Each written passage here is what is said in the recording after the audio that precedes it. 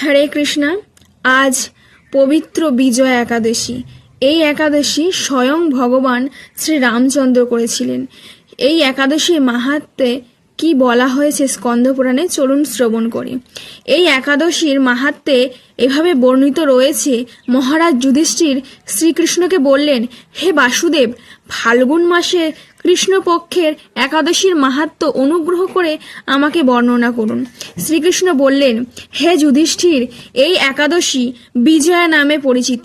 এই একাদশীর সম্পর্কে একসময় দেবর্ষি নারদ স্বয়ম্ভু ব্রহ্মাকে জিজ্ঞাসা করেছিলেন। তিনি এই প্রসঙ্গে যা বলেছিলেন তা আমি এখন তোমাকে বলছি। এই পবিত্র পাপ বিনাশকারী ব্রত মানুষকে জয়দান করে, তাই এর নাম বিজয়া। পুরাকালে শ্রী রামচন্দ্র 14 বছরের জন্য বনে গিয়েছিলেন। সীতা ও লক্ষ্মণের সঙ্গে তিনি পঞ্চবটী বনে বাস করতেন। সেই সময় লঙ্কাপতি রাবণ দেবী সীতাকে হরণ করেন। সীতার অনুসন্ধানে রামচন্দ্র চতুর্দিক ভ্রমণ করতে থাকেন। তখন মৃতপ্রায় জটায়ুর সঙ্গে তার সাক্ষাৎ হয়। জটায়ু রাবণের সীতাহরণের সমস্ত বৃত্তান্ত রামচন্দ্রকে জানিয়ে মৃত্যুবরণ করেন। এরপর সীতা উদ্ধারের জন্য বানররাজ সুগ্রীবের সাথে তিনি বন্ধুত্ব স্থাপন করে। ভগবান শ্রী রামচন্দ্রের কৃপায় হনুমান লঙ্কায় গমন করে। সেখানে অশোক বনে সীতা দেবীকে দর্শন করে শ্রী রাম প্রদত্ত অঙ্গুরীর আংটি তাকে অর্পণ করে। ফিরে এসে শ্রী রামচন্দ্রের কাছে লঙ্কার সমস্ত ঘটনার কথা ব্যক্ত করেন। হনুমানের কথা শুনে রামচন্দ্র সুগ্রীবের পরামর্শে সমুদ্র তীরে যান। সেই দুস্তর সমুদ্র দেখে তিনি লক্ষ্মণকে বললেন, হে লক্ষ্মণ, কিভাবে এই অগাধ সমুদ্র পার হওয়া যায় তার কোনো উপায় খুঁজে পাচ্ছি না।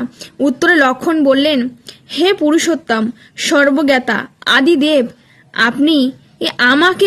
আমি কি উপদেশ দেব? তবে বক দালভ্য নামে এক মুনি এই দ্বীপে বাস করে। এখান থেকে 4 মাইল দূরে তার আশ্রম। হে রাঘব, আপনি সেই প্রাচীন ঋষিশ্রেষ্ঠকে এই উপায় জিজ্ঞাসা করুন। লক্ষ্মণের মনোরম কথা শুনে তারা সেই মহামুনির আশ্রমে উপস্থিত হলেন। ভগবান রামচন্দ্র ও ভক্তরাজ সেই মুনিকে প্রণাম করলেন।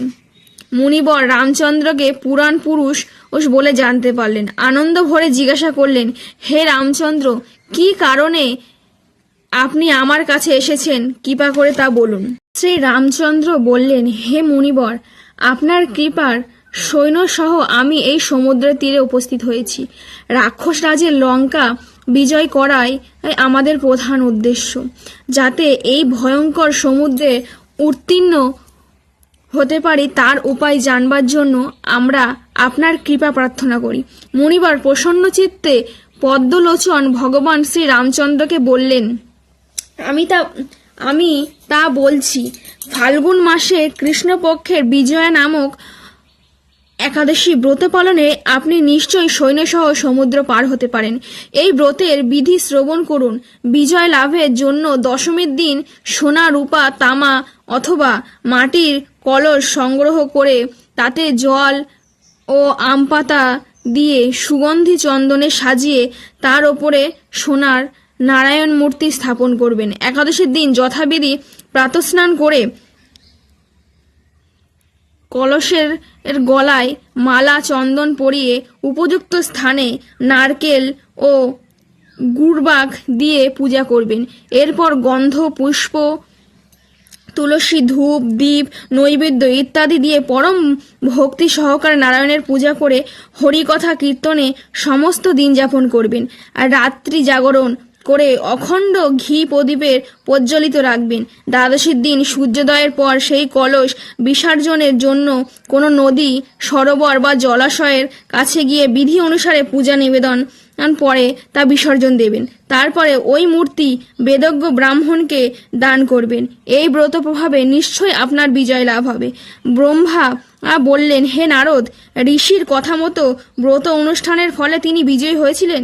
সীতাপ্রাপ্তি, লঙ্কা জয়, রাবণ বধের মাধ্যমে শ্রী রামচন্দ্র অতুল কীর্তি লাভ করেছিলেন, যার যথাবিধি যে মানুষ এই ব্রত পালন করবে তার এ জগতে জয়লাভ হবে, পরজগতে অক্ষয় সুখ সুনিশ্চিত হবে। হে যুধিষ্ঠির, এই কারণে এই বিজয়া একাদশী ব্রত পালন অবশ্য কর্তব্য। এই ব্রত কথা শ্রবণ মাত্রই ওই বাষ্পেয় যজ্ঞের ফল লাভ হয়। হরে কৃষ্ণ। আপনারা শুনলেন বিজয়া একাদশীর মাহাত্ম্য।